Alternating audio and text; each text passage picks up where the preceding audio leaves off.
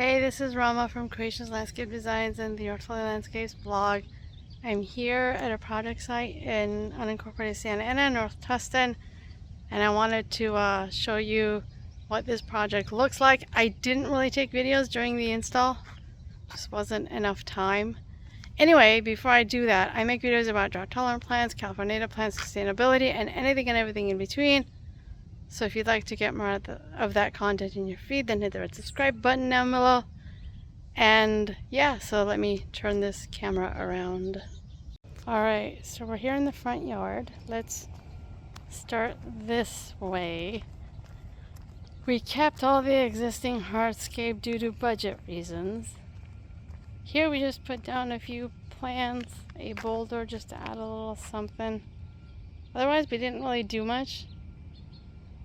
We wanted also to keep this front part partially clear in case there's many cars on the driveway and it kind of spills over.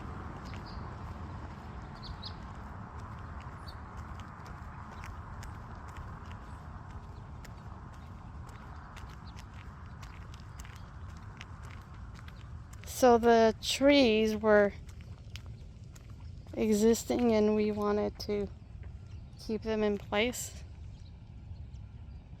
I actually like how this now entrance from the street is flanked by the existing magnolias. It's kind of a little something.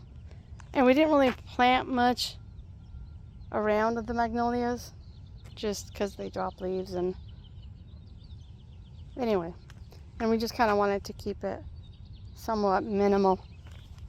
And that was the idea with the design of this landscape, was a minimal quantity of plants so it's not overcrowded over time, and a really beautiful dry creek bed.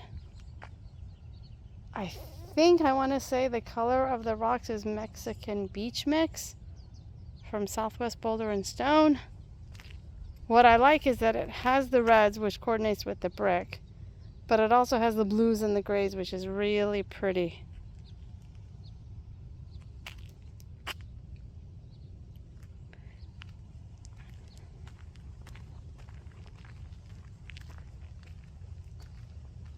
And then in some areas we added some rocks just for something. Now there is a gate there, but we didn't add any access to it because the main gate that is used is on the other end.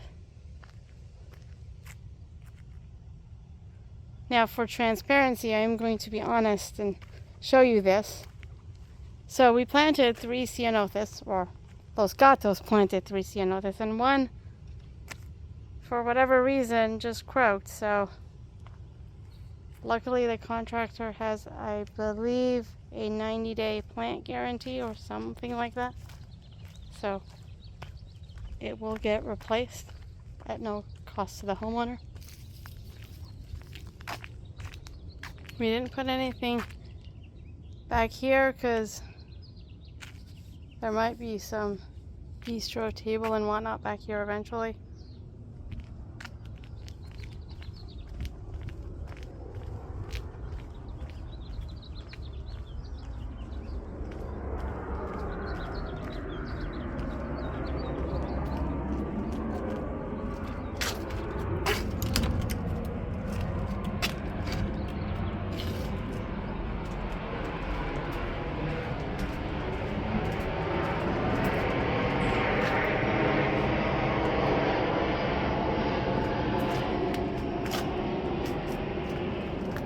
Here we added some podocarpus that will get tall enough to provide privacy and soften the wall.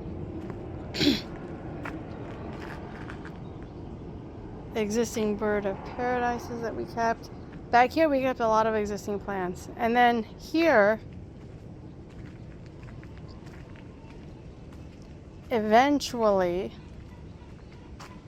along here, there will be at the minimum 3, possibly 5, 2 feet high raised garden beds.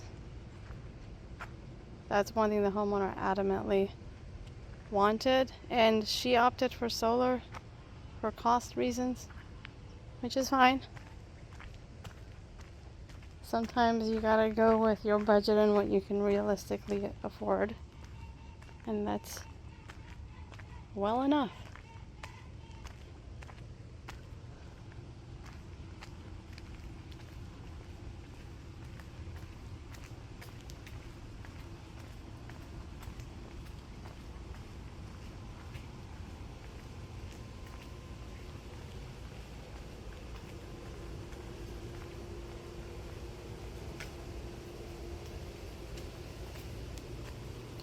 Here we didn't plant in case there needs to be alternate access to the pool equipment, and we kept this bad boy whose name I can't remember all of a sudden. But anyway,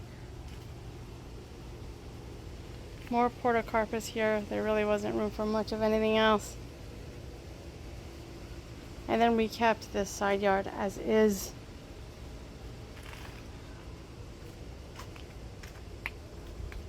So yeah, this is what the garden looks like. It's actually great and I love it. And the homeowner did participate in the turf rebate design program. So she does get, if I remember correctly, somewhere between $2 to $3 a square foot for every square foot of turf she removes. And if that's something you're interested in, if you live in Orange County, you can go to the Municipal Water District of Orange County website, and somewhere there is info about turf rebate. But I would highly recommend, if you do have turf, that you consider killing it and replacing it with actual plants. I mean, once these plants eventually grow, they're just going to be gorgeous. And this garden is super low maintenance. There is an energy efficient irrigation system, so the homeowner doesn't have to hand water.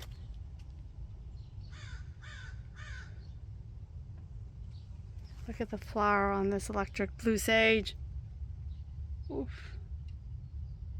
Kind of bluish purple depending on how the light hits it.